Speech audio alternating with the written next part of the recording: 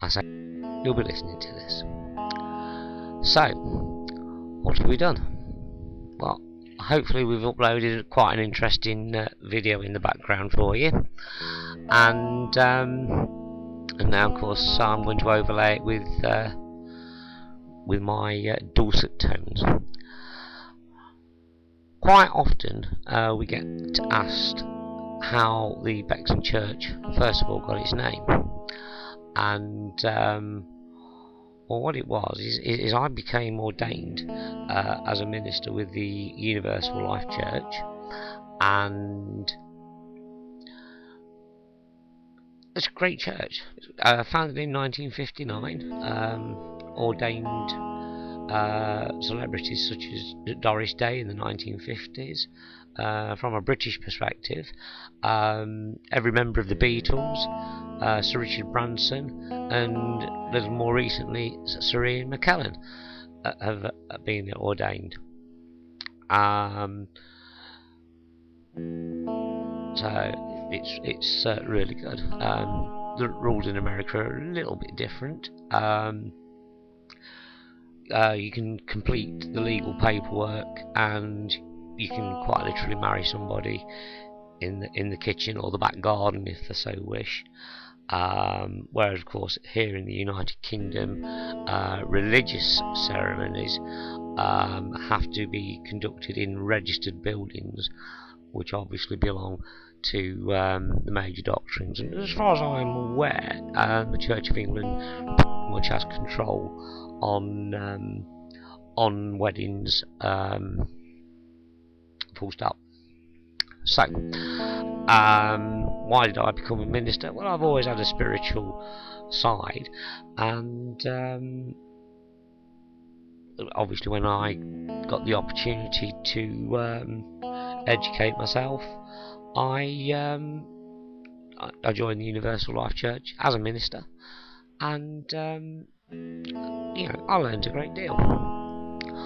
One of the reasons why we formed our own church was I actually wrote an article and did publish it on the internet to see what my friends thought of it, and I got quite a good response. Basically, we were looking to form an interfaith, multi-faith church. The word interfaith is something that's become a little bit more familiar. Basically, that is the Abrahamic faiths, Judaism, Islam, and Christianity, where they all try to get on with each other and coexist, which of course is fabulous. But of course, real interfaith should include all aspects of various people's religious beliefs. Some of them may be a little bit strange to you, but you can have some really interesting conversations with people that have belong to either a different culture or have a different belief system. Within the church and of course our holy order, we do actively promote religious harmony amongst all faiths, and we've sort of just underlined that, providing that it is legal, honest and ethical. Again, from country to country, what is legal, moral and ethical can slightly vary, but which of course we do need to take into consideration. We're very interested in ancient and what I tend to call indigenous religion.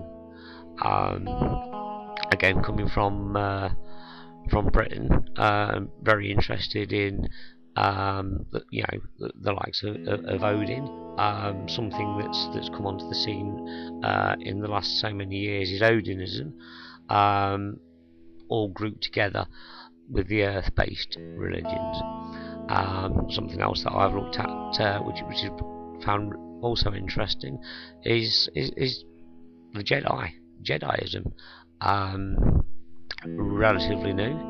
From what I understand, it originally started more or less as a bit of a hoax. The authorities, particularly in the Commonwealth countries, on census, were asking people to state the religion, and of course, people were starting to put down Jedi Knight. But I'll talk about the Jedi and Jediism at a future date. So basically, I wrote a short article on what I believed an interfaith, multi-faith church should be and how it should be run. Some of the other churches out there, you can become an ordained minister, and that is it. In America, people become ordained so they can marry the friends, aka on the series, popular television series, Friends. You can become ordained online, and you send off for your certificate, and you can quite literally marry your friends with no real religious conviction whatsoever.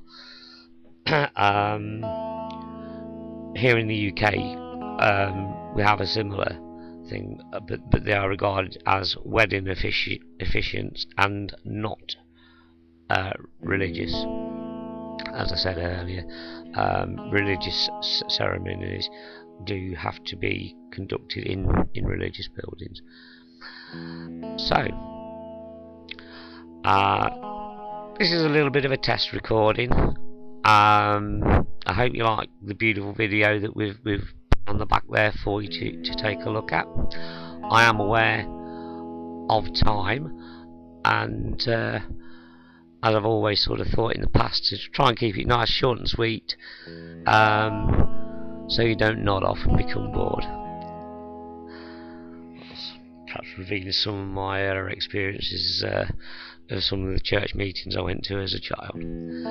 So, if you wish, continue to watch the end of the video. I'm going to look forward to hearing from you. We have a forum if you want to drop by and take a look. It's bexonchurch.boards.net. It's a forum where you can quite literally log on as a guest and ask us a question and take a look. Okay. Look forward to getting to know you soon. Bye bye.